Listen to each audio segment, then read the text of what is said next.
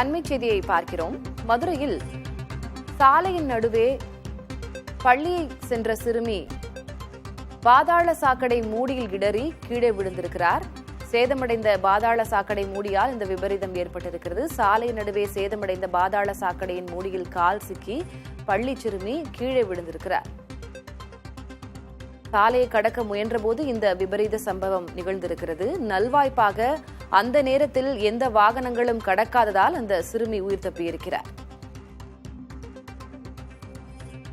மதுரை ஜெயஹிந்தபுரம் முக்கிய சாலைகள் மோசமாக இருப்பதால் இதுபோன்ற அசம்பாவிதங்கள் நடைபெறுவதாக அங்கு இருக்கும் மக்கள் தெரிவிக்கிறார்கள். கூடுதல் விவரங்களை வழங்குவதற்காக செய்தியாளர் பிரசன்னா இணைந்திருக்கிறார். பிரசன்னா, ஜெயஹிந்தபுரத்துல இது போன்றதொரு சம்பவம் நிகழ்ந்திருக்கிறது. காட்சிகளை பார்க்கும்போது தெரிகிறது, சின்ன ஒரு சிறுமி பள்ளி மாணவி கால் இடறி கீழே விழுந்திருக்கிறார். பெரிய வாகனங்கள் எதுவும் வராததுனால அவர் அந்த இடத்தில் தப்பித்திருக்கிறார் அப்படின்னே சொல்லலாம். ஜெயஹிந்தபுரம் மக்கள் இது குறித்து என்ன சொல்கிறார்கள்? சாலைகள் அங்கு சரிவர இல்லை என்பதாக புகார் வருவதாகவும் இருக்கிறது.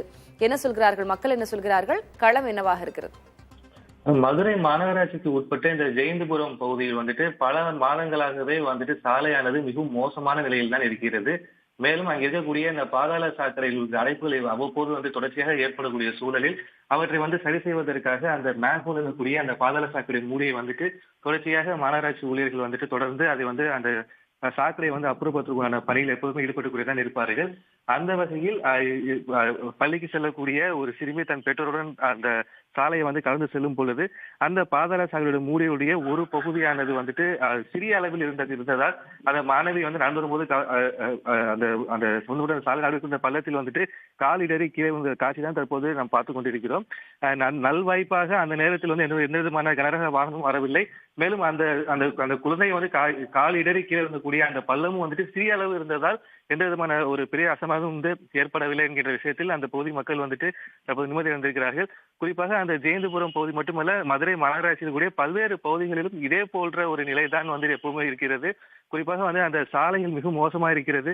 பாதாள சாக்கடை பணிகளை மேற்கொள்ளும் பட்சத்தில் அதை பணிகள் முடிந்த பிறகு முறையாக அந்த பகுதியை பாதுகாப்பு உறுதி செய்யப்பட்ட ஒரு சூழலில் இருக்க வேண்டும் என்கிற விஷயத்தில் மக்கள் கோரிக்கை வைத்திருக்கிறார்கள். இது சம்பந்தமாக மதுரை மாநகராட்சி அதிகாரிகளை விளக்கம் கேட்க தொடர்பு கொள்ளும்போது அவர்கள் விளக்கம் அளிக்க மறுத்துவிட்டார்கள். பிரசன்னா, மதுரை ஜெயஹிந்தபுரத்தை பொறுத்த வரைக்கும் முக்கிய சாலைகள் பலவும் இது போன்றது ஒரு மோசமான நிலையில் இருப்பதாக தான் வாகன ஓட்டிகளும் பொதுமக்களும் தெரிவிக்கிறார்கள். நம்ம மாநகராட்சி அதிகாரிகள் யாரிடமாவது தொடர்பு கொண்டு கேட்க முடிஞ்சதா? இல்ல அங்க ஏதாவது சீரமைப்பு பணிகள், ஏதாவது தோண்டும் பணிகள் இது போன்று தொடர்ந்து நடைபெற்று வந்த வண்ணமே இருக்கிறதா? அதனால இது போன்ற சிக்கல்கள் ஏற்படுகிறதா? ஒருவேளை அந்த மாதிரி சீரமைப்பு பணிகள், தோண்டும் பணிகள் இதெல்லாம் செய்தாலும் கூட அதனை முறையாக செப்பனிட்டு செல்லாதது ஏன்? இந்த கேள்விகள் எல்லாம் வரும் இல்லையா? நிச்சயமாக. அதாவது மதுரை மாநகராட்சியில இந்த முல்லை பெரியார் கூட்டுக்குடி திட்டத்துக்கு உண்டான பணிகள் தொடர்ச்சியாக நடைபெற்றுக் கொண்டிருக்கிறது. அதன் காரணமாக பல்வேறு மண்டலங்களில் பல்வேறு வார்டு பகுதிகளில் இது மாதிரியான ஒரு பணிகள் மேற்கொள்ளப்பட்டுக் கொண்டே இருக்கிறது. குறிப்பாக பாதாள சாக்கடையுடைய பணிகளானது மதுரை மாநகராட்சி பகுதியில் பல்வேறு பகுதியில் எப்போதுமே வேலையானது செய்து கொண்டுதான் இருப்பார்கள்.